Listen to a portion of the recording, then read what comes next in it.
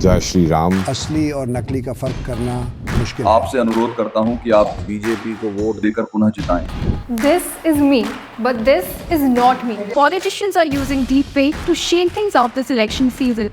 In what is being called as India's first AI-driven election, we meet 31-year-old Devendra Singh Jadon, who's popular on social media as the Indian deepfaker.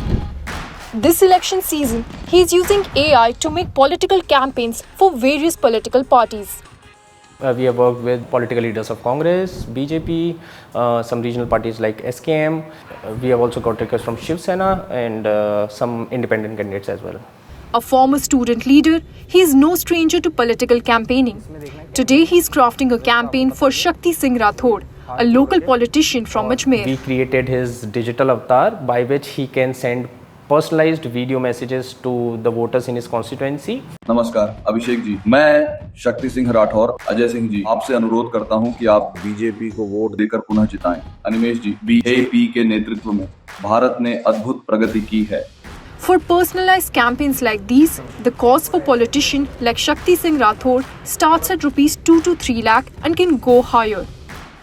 लोगों से अगर अपन नाम लेके बात करते हैं तो उसका इफेक्ट अलग ही जाता है। जैसे हमारे अदर स्टेट्स के लोग यहाँ के काम कर रहे हैं, एमपी के, यूपी के, बिहार के, बंगाली कई लोग कर रहे हैं।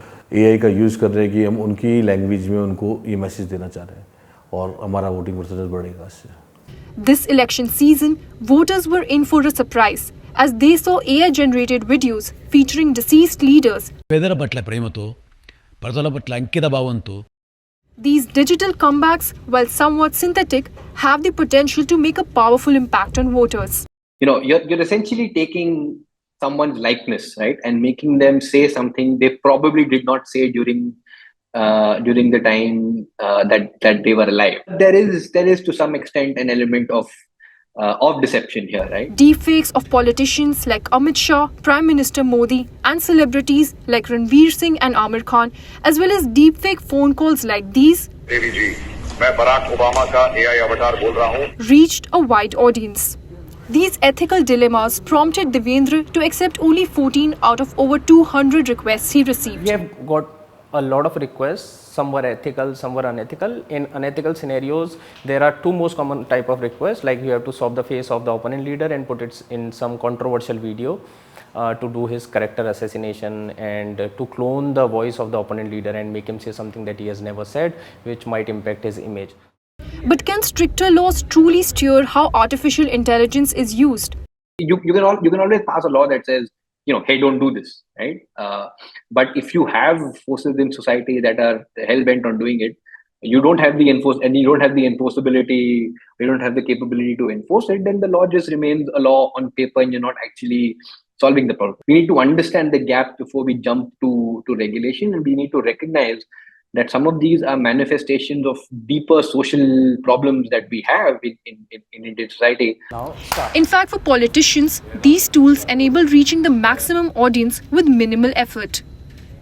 आज मैं यहाँ हूँ, अब सोचिए कि आज कोई भी विधानसभा है तो कोई भी हम 100 किलोमीटर का एरिया है, अब आज वेस्ट में जाओ या नॉर्थ में जाओ या साउथ में कहाँ कवर करेगा, एक जगह एक टाइम पे एक ही कवर होगा।